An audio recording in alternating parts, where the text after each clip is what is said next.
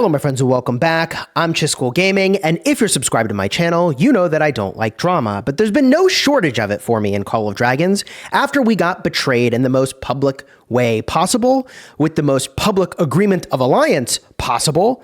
We were betrayed by the Dragon family, and this led to a long string of weirdnesses where those individuals went on to be very vocal haters of me and my group. And because of that, some number of people bought into the hatred, because to be an outsider, it's hard to tell which person is the idiot. And I've always been taught never argue with an idiot because it's just so hard to tell from an outside perspective who is wrong and who is right. So I'll give you a piece of evidence today that should just make it really clear how stupid these haters are. And the thing that I want you to try to understand, okay, is basically we got betrayed. These guys did this thing, and the only option for themselves is to paint us as the bad guy. Because they either have to accept they were the bad guy for betraying, or they could try to flame us and get other people to believe it. And unfortunately for the Call of Dragons community, a bunch of people bought into the hater hype. And it's all lies. But they bought into it, and they're spreading it, and the truth is inevitable. And today is one of those videos where I bring forth the truth yet again. Not that I haven't done that before. And the haters will continue to deny it because they have no choice but to double, triple, and quadruple down on their strategy. Because at some point, the people who are looking in on this drama are going to go, man, this is really dumb. What the heck is happening? And they're going to realize that all those haters that they bought into the story of, they were lying to them. They were wrong. And that makes them, in turn, wrong as well for having believed it. At some point, people are going to figure out that I'm just pointing to things that have happened already in Rise of Kingdoms for years. We're just years ahead of what's happened here. I have inevitability on my side, not because I'm an oracle or I can see into the future, but because A, we were genuinely wronged, and B, we've seen how these things play out in the past. So this is just going to play out, and history will prove me right on these things, because I'm not the one who's being proven right. I'm just pointing to things that any Rise of Kingdoms player can point to and would know. So here's the evidence, all right? Here is the big evidence. And the thing that bothered me is that I was accused of basically saying that anyone that has betrayed me in the past is forever unforgivable, which is actually untrue. In fact, in Rise of Kingdoms, I just allied with a group that had badmouthed me in the past. And that KVK ended just now with us winning together and me as one of the titled officers of that alliance. So the idea that I hold unforgivable grudges is deeply inaccurate. But what I do actually do is hold people accountable for what they have done and what they are doing. And so what this single snippet of a conversation does is it shows you that, yes, we were betrayed, and that, yes, it was intentional, and that they even tried to do it again last season. That's right, folks. The folks that betrayed us in the past, and the folks that then got our allies to betray us for rewards in the past, in the last season, tried to get our allies in our starting zone to betray us. Insane. Insane. I don't know how many times I have to say it. I feel crazy. If it walks like a duck and it quacks like a duck and it looks like a duck, it's a duck. So, look, like there's a bunch of things we need to talk about, but enough of the sort of talking about the evidence. Here's the evidence, okay? So Silver Sword is a member of the Blood Fam, and he reached out to Bassi. I don't know how to Basai. I don't know how to pronounce his name, and I actually feel bad for that. But he reached out to this player, and I'm just going to read it because it's a complete understanding of what happened. And so he says, so as a former leader of NA, you attest that NK did betray BDO, that's me, and at another point even betrayed DNS, the group that betrayed BDO. So NA, NK, DNS, all betrayed Blood Family. That's my family of alliances. We had the most ironclad agreement in the history of this genre that I've ever seen, that we would be allies and we would fight each other for fun if there was nobody else to fight, but we had the strongest kingdom in the game. And like the strongest kingdom in any of these games I've ever seen.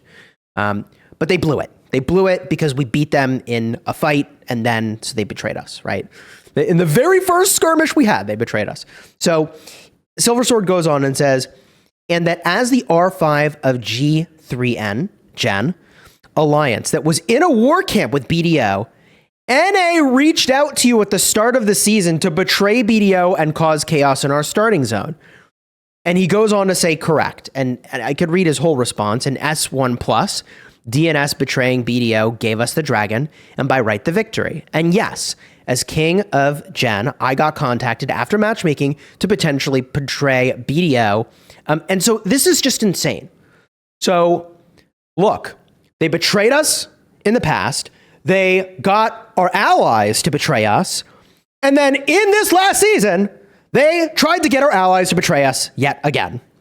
And so when I call them betrayers, like, that's just what they do. And like, they could choose to do something else if they want, but it's like the same people, the same alliance name, the same behavior. It's a duck. Why is this so complicated?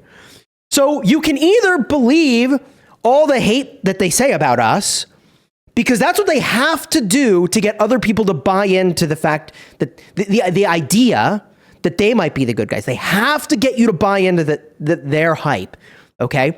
And they just get louder and louder as more truth comes out because they have less and less places to hide. They have less and less people buying into their story and covering for them, okay? And that's how the whole, like, hater spewing weirdness works, okay? And, you know, on the topic of hater spewing weirdness, I have this map up. Why? Hilariously, we're fighting NA again. The group that betrayed us, the group that got our allies to betray us, and the group that got our allies to try to betray us again. Hilarious, okay? Hilarious. We are fighting them again. And people accused us of Diploing a win this season, which I keep saying that people that are BDO detractors keep outing their lack of understanding of reality. You can't Diplo a win in a mode that doesn't have Diplo with allies and enemies. In other words, there was not really Diplo in this KVK format, Dragonfall. There's just team formation. You form your team, and then you get matched with a team, but that's out of your control. Now, I covered this in a separate video, that the one and only strategy that makes sense for a group like ours that wants to find hard fights is to make the biggest, baddest team we can, hoping we get matched against another big, bad team. And in my opinion, I love the allies we have, and I think the Echo lineup looks really, really, really strong. Like, if we got matched with them, I don't know who would have won. Okay, it would have been a heck of a fight. It would have been an amazing season. We didn't get matched with them, and it is what it is. All right, but you can't Diplo a win when there's no Diplo of both sides. There's just team formation. Okay, so anyone who says BDO Diplo to win doesn't understand reality, because there's no Diplo in this situation. That's not how this works. I sound like, I don't know, frustrated because, like, I can only help people so much, right? Like, it's like you can lead the horse to water, but like they can drink or they can, you know, suffer from dehydration. Like, it's their choice. Like, drink the water or not, right? Like, your call. So hopefully you're here, subscribe to the channel, because I explain things in pretty clear and concise ways. I could do a really long rant breaking down every single point and how it was complete nonsense. But at some point, it's just giving credence to the people that don't understand reality. And I mean, literally, some of these fake grievances include BDO beat us. And it's like, bro, like, that's not a grievance. It's a city building war game, right? It's also pretty disappointing for small YouTubers when they pick fights with bigger YouTubers. Like, they just don't understand what they're doing. And, you know, even in collaborating with bigger YouTubers, like, small YouTubers just generally don't understand how that goes. Myself included. Like, for Squad Busters, I was looking to do collaborations with some bigger YouTubers. Those were opportunities I could have pursued more aggressively, and I could have done specific things to lock those in. I didn't. It was on me. But the point that I'm getting at is, like, the perspective of a small YouTuber, like, they can't even begin to understand the perspective of a bigger YouTuber, right? Like, there are exceptions, but there's a reason why a small YouTuber is a small YouTuber and a bigger YouTuber has gotten to be a bigger YouTuber. And it's because they understand more of the game of YouTube, right? And a part of the game of YouTube is managing the drama and like picking the right drama to get involved in. The right kind of drama to get involved in my opinion, is why is it even drama to say like we got betrayed? We did. They betrayed us. And it's the same people with the same alliance name. And they're doing it again. Like, what? They tried to anyways, right? And it's like, what is it going to take? Like, a former officer of that group has come forward and been like, yep, that all is true. What further evidence do you need? Anyways, it's going to be interesting to see how this group performs now that they've got no deeply favorable situation that they can sort of hide behind, as was created last season. They got to fend for themselves along with everybody else. We all got to fend for ourselves. So we're in the rightmost side over here, 41 and 286. Maybe we'll have a chance to fight them in this zone over here, right? Could be a good time if they choose to take it.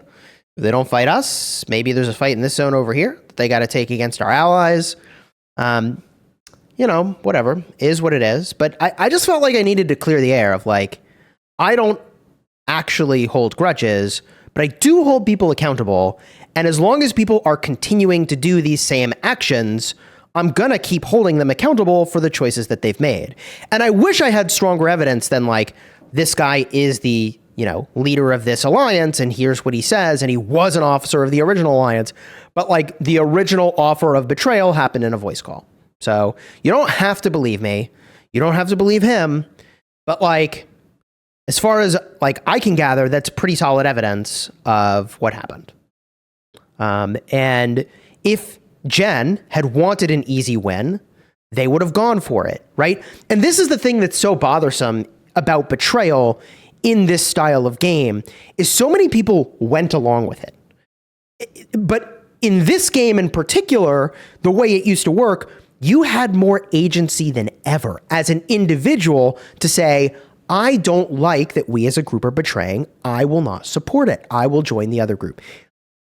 But so many people in history, and who knew it manifest in the exact same way in the game, what a surprise, just go along with it because it's convenient. I get that it's convenient to go along with your team when they're betraying. I totally get that. I totally get that. But don't be upset when you get held accountable for going along with it or for instigating it. GG is what it is. Wow, crazy. So we're in the pre-KVK, Brink of War. We are 6th for AP spend. Whoops. But this is not really the part of it that defines who will win or lose. It's the training. I don't know if we're going to train big. What is the reward? It's a nice buff, right? As a realm, the damage boost, it is really nice. We'll see. Training stage defines everything. It really does. If we get lower than top 3, CP recovery is okay at the start. Legion March speed is not the worst. It's rank 6 that you just don't want to be in. So as long as we don't get 6, honestly, I don't think we want 4 either. Anything else is, yeah, we don't want XP boost either. GG. But we'll see how this looks at the end of things. We've won this a number of times, including if you compare to groups outside of our own. We had a higher score than them at times, so whatever. That's enough for this video. If you enjoyed it, throw a like on here, subscribe. I would genuinely like for this drama to be over. Don't listen to the haters spewing the nonsense that they are spewing. They're only going to ultimately make a fool of you when you go and believe them. And like, I don't know how many times I need to put forward evidence, right? And people keep mixing their own misunderstandings of reality with haterade, and like, it all just ends up being nonsense. It's so stupid. Like, anyways, I can't argue with idiots, because to an outsider, I appreciate how difficult it must be for some viewers to figure out what the hell is happening. But yeah, no, I mean, who do you believe? The people that lied and betrayed, or the people that were betrayed and have been trying to get justice? Not even trying to get justice. We're just trying to live our lives, man, for like seasons on end, dealing with their nonsense. And like they get other people to buy into it and participate in it because it only serves themselves to defend their position, which is indefensible from the standpoint of any amount of morality. But it's a game, so people do what they do. And people hate because they like to hate. GG's. Wow. What a situation, man. Anyways, I'm going to get back to enjoying my family and having a good time this afternoon. Until next time, you have fun smashing your enemies, and don't believe the hate, man. Turns out they're just trying to get you on their side, and like, I don't know, who's more accountable? A YouTuber with almost 250,000 subscribers, or people who betrayed and want to justify their actions? Take your pick. GG.